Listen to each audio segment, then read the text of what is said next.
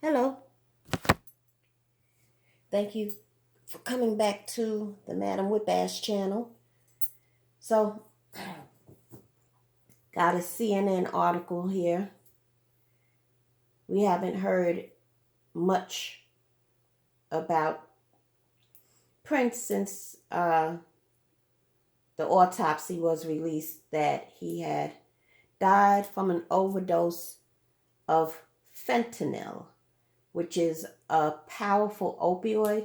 I'm just going to get right into this article. So it says, report, pills in Prince's home mislabeled contained fentanyl. Pills seized inside Prince's Paisley Park compound by investigators were labeled as hydrocodone, but actually contained fentanyl, the drug that killed the singer, according to a source with knowledge of the investigation who revealed the information to the Minneapolis Star-Tribune. The revelation gives more insight to what may have caused Prince's overdose. There are two likely possibilities. Either a pharmaceutical manufacturer mislabeled the pills, or the pills were illegally manufactured and obtained illegally. However, according to the Star Tribune, investigators are working under the theory that the pop star did not know the pills contained fentanyl. Prince died on April 21st from an accidental overdose of fentanyl, according to the medical examiner. If the manufacturer mislabeled the pills, there would have likely been a recall, as fentanyl is an extremely potent opioid medication and a controlled substance. It would be a serious health hazard if a batch was mislabeled and given to the public. Fentanyl is 50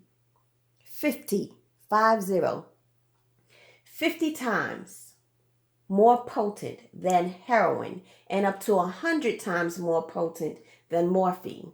Investigators have not said whether Prince ingested those pills or whether he knew the pills contained fentanyl. Star Tribune sources says Prince's toxicology report, which has not been released, also revealed the presence of lidocaine, alprazolam, and Percocet in his system.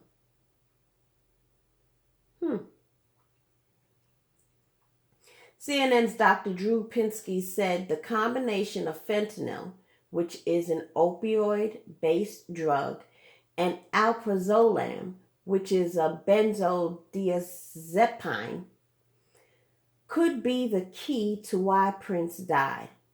It's all too common for people to overdose if they are taking a combination of a benzodiazepine and an opioid, Pinsky said. This is what I've been warning was a likely possibility. At the beginning of the investigation into Prince's death, sources told CNN that painkillers were found inside his Paisley Park compound, and they could not find a valid prescription for the medication. The Star Tribune now reports that their source said no prescription for fentanyl has been found in the months since Prince's death. So, a burning question remains: how did Prince acquire the drug? Fentanyl, the most powerful painkiller on the market, is normally prescribed to cancer patients in extreme pain. It's also used to ease the pain of someone who is dying or as part of anesthesia during surgery. But illegally manufactured fentanyl pills are readily available across America. How dangerous is fentanyl? Well, just last month, the Drug Enforcement Administration published a report saying counterfeit pills are fueling the fentanyl and heroin/opioid crisis in the United States, which has become an epidemic. The DEA issued a national health alert over the rise in fentanyl overdoses in 2015. That year, the DEA said its National Forensic Laboratory Information System showed there were approximately 8 times as many fentanyl exhibits, confiscated drugs that tested positive for fentanyl, in 2015 as there were during the 2006 fentanyl crisis, clearly demonstrating the unprecedented threat and expansion of the fentanyl market. Fentanyl, the new heroin, but stronger. Prince's death at 57 years old shocked the world, I'll say. For months, fans mourned the musical genius by showing up by the hundreds to pay their respects. Many left purple mementos on the fence that surrounds the Paisley Park compound where Prince died. He was discovered dead inside of an elevator in the complex. Officials never revealed the amount of fentanyl that was in Prince's system, but the Star Tribune reported that a source said the amount of fentanyl in his system was so high it would have killed anyone, no matter what their size. It has been 4 months since Prince died, and the investigation into his death is still ongoing. The DEA began working the case alongside the Carver County Sheriff's Office from the very early stages. But no one knows exactly why Prince was taking strong painkillers or how he had obtained them.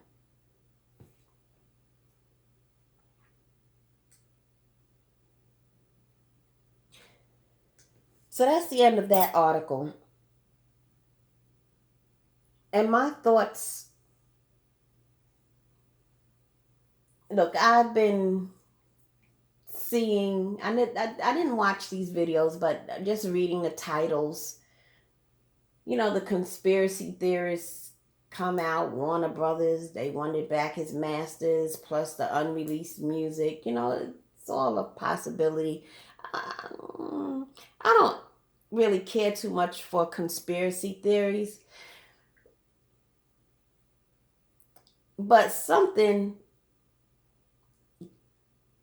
about this ain't sitting right with me at all. It's just not. So he has a bottle of Aleve. There's another article I read. They were marked W825 each pill, which will tell you that it's Aleve. But at least one of them was fentanyl.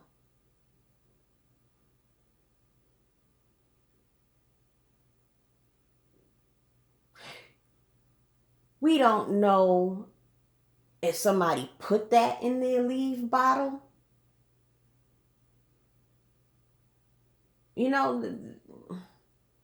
The conspiracy angle is really starting to become real to me. And the fact so far, I would think a will would have been produced by now. I will never believe in a million years that Prince did not have a will. People say, well, his concept about contracts and all of that. Yeah, I understand where he was going with that.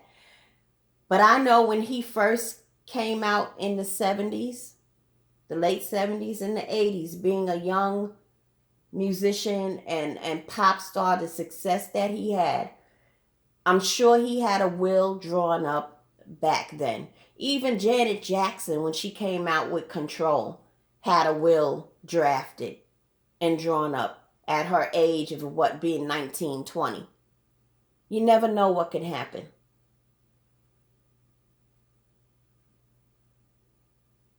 I just don't believe this man who was so financially prudent. He was not in debt. He owned quite a few properties. They were all paid off. He was not in debt. You don't be so financially meticulous like that. This man who created 2 songs every day for the past 39 years and stored them in vaults in at least 2 different locations over 39 years. You are not committed, dedicated, and meticulous like that, and you don't have a will.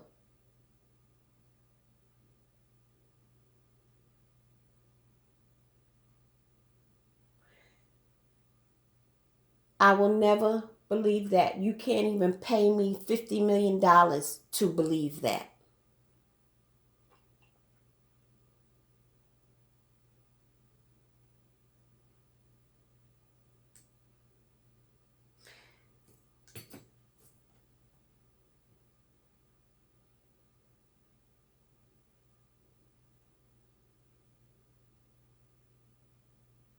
Something is up. Something isn't right. I thought that,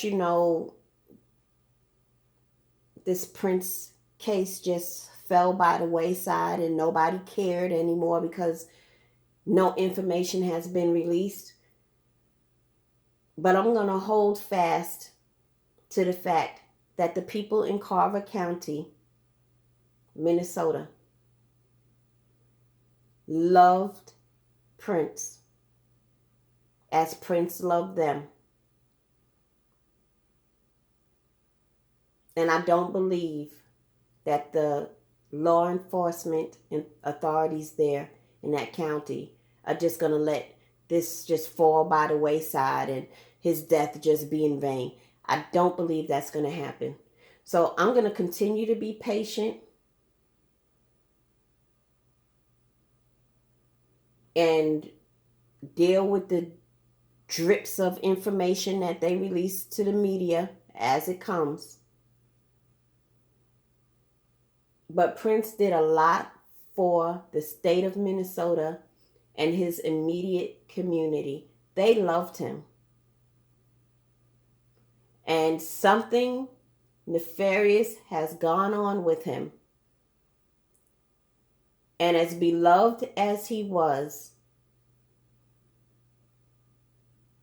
I believe those folks over there are committed to put the pieces of this puzzle together and tell the story of what happened to this man and charge those and bring those to justice who are responsible.